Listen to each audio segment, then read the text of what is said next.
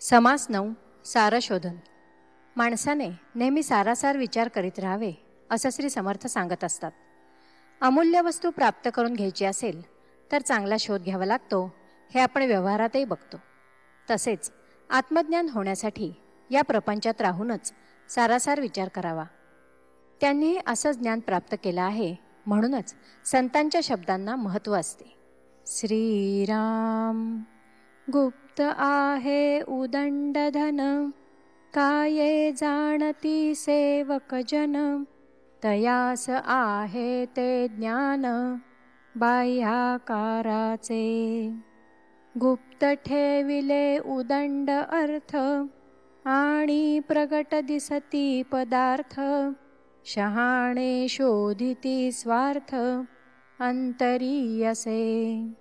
तैसे दृश्य हे माईक, पाहात असती सकळ लोक, परिजयास ठाऊका विवेक, ते तदनंतर जाणती. तैसे ज्ञाते ते समर्थ, तेही ओळखिला परमार्थ, इतर ते करीती स्वार्थ दृश्य पदार्थाचा. जयास आहे विचार, ते सुखासनी झाले स्वार, इतर जवळील भार वाहातची मेले.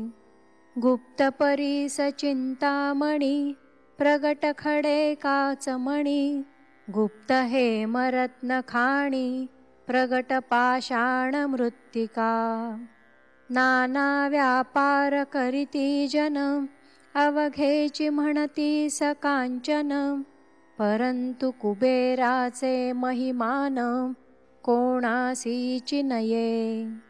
तैसा ज्ञानी योगेश्वर, गुप्तार्थ लाभाचा ईश्वर, इतर ते पोटाचे किंकर, नाना मते धुंडिती. तस्मात सारते दिसेना, आणि असारते दिसे जना, सारासार विवंचना साधू जाणती. दृश्या वेगळा दृश्या अंतरी, सर्वात्मा तो सचराचरी, विचार पाहता अंतरी निश्चये बाणे. संसार त्याग न करिता, प्रपंच उपाधी न सांडिता, जनामध्ये सार्थकता विचारेची होये. हे प्रचितीचे बोलणे, विवेके प्रचित पाहणे, प्रचित पाहे ते शहाणे अन्यथा नव्हे. पुढे जन्मांतरी होणार, हा तो अवघाच उधार, तैसा नव्हे सारासार तत्काळ लाभे.